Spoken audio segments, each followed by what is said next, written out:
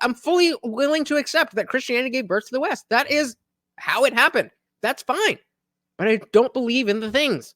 Why does that mean that we can't be friends? Why does that mean that we can't fight together for the things that we agree on? But it's the way they define God. You got to be aware that they're we not didn't define God. you. He told us who he was. I think Ian. I agree. But I don't disagree with Ian's point. But I think it would have to be refined in that there are people who masquerade, pretend, or don't truly understand, and would use faith to manipulate others. I mean, exactly. That is why we need to get away from dogma, because you can't do that without dogma. We see this in government, especially when Democrats claim to be the real Christians, but then say the church is in favor of, say, abortion or something like that. Yeah, and Context. I don't mean people having the belief that Christianity gave birth to the West. It's when they use the idea to shame you and force their religion down your throat that pisses me off. I said, shit. Me too. Exactly. I'm fully willing to accept that Christianity gave birth to the West. That is how it happened. That's fine. But I don't believe in the things. Why does that mean that we can't be friends? Why does that mean that we can't fight together for the things that we agree on? I still have not gotten that answer. obviously I'm speaking from a thoroughly Protestant perspective, but I don't see my reading of Christianity, just like the text, does not at all indicate loyalty to a church. It indicates fealty to God. Yes. And so I first of all, it's not incompatible with being a citizen at all. Exactly. I think Christians make the best citizens, actually, and you can absolutely support your government and support your God. But if it comes down to it, if your government is actively opposing God, you really do have to make a choice between those two masters. And I'll make a quick point. Sorry, Charlie. I'll make a quick point and shout out our good friend Bill Maher, because it's a point I've made frequently that whether Bill acknowledges it or not, as an atheist, his moral framework is built on Judeo-Christian values this country was founded on. Does he say that now? Yeah, and I accept, as an atheist who does not believe there's a man in the sky or there's anything that I would call a God, my morality comes from Judeo-Christian values, Christian values, whatever, Abrahamic value, whatever you want to call them, because those are in line with Enlightenment, liberal, classical liberal values. 169 said, you're not wrong. It is a core part. The trouble is, too many want to highlight what they disagree on instead of what we agree on. Bingo. Exactly. You don't need to pretend that you believe in a thing that you don't believe in just because they have some ideas that you like. That is the complete opposite of what she should have done. Why I'm not a Christian or why I'm an atheist who loves Christianity. That would have been brilliant.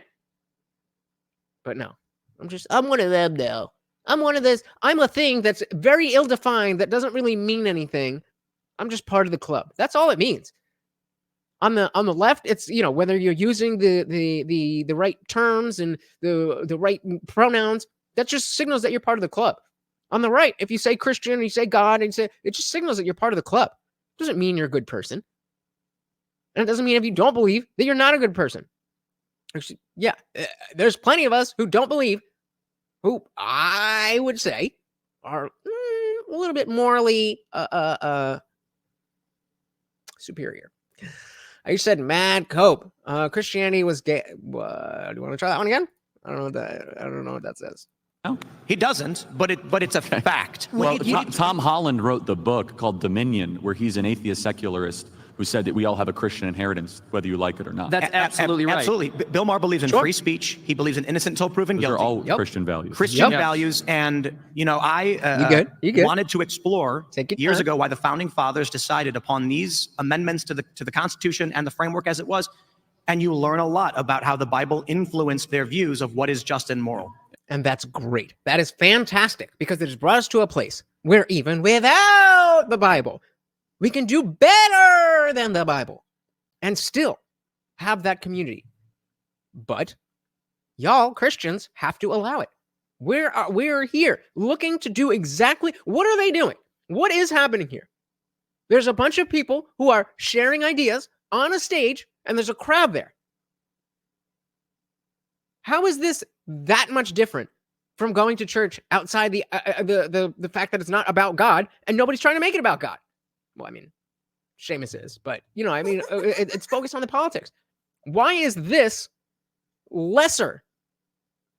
Why is this lesser than church? Why can't we have this and church if you want to? Shout out to AKA, oh, where is it? AKA 182. Welcome to the party. It said, read The Founding Myth by Andrew L. Seidel. It touches, it touches on this subject very well. Thank you. He is an atheist. Awesome. I will definitely check that out. Thank you very much, and welcome to the party. And once again, I said, as someone who's trying to follow Christian principles, fail a lot, but I try. I'm okay with you acknowledging the foundations of American values. Yeah, but I mean, why wouldn't we, right?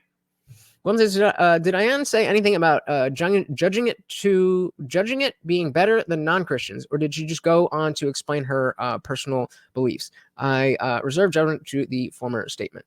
So it was mostly about how she feels like she needs to be a Christian because even though I don't know if she specifically says that she doesn't believe, but she's saying regardless of the actual belief, it's the values that we need. It's exactly the same thing I'm saying, but she just one click off.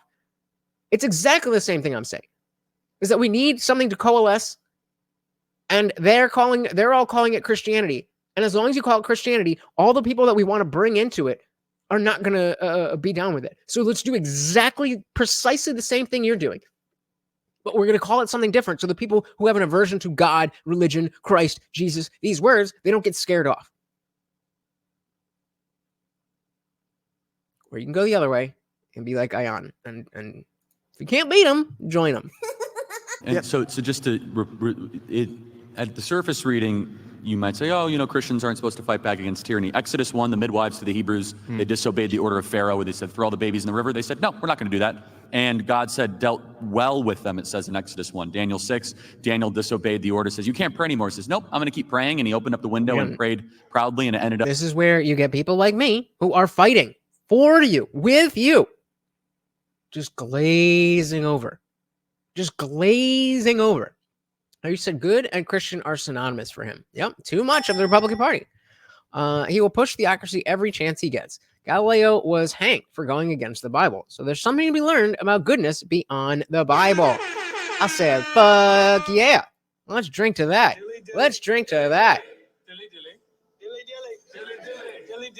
There's something to be learned about goodness beyond the Bible. That's all I'm saying. Up in the lion's den. In Acts, it says you obey God, not man. So look, throughout Christianity, we have seen, honestly, one of the most successful movements against tyranny are when Christians are brought to a breaking point. Christians can be very agreeable, and then as soon as that snaps, disobedience to tyrants is obedience to God. I want to shout out Seamus. I don't even disagree with that. But imagine if it's not only just the Christians. What if it's all of the people who care about these values? Don't you think that would be better? Thanks so much for watching, guys. If you enjoyed that clip, check out the full live stream link in the bio and catch me live every Monday, Wednesday, Friday, 8 p.m. Eastern. See you there.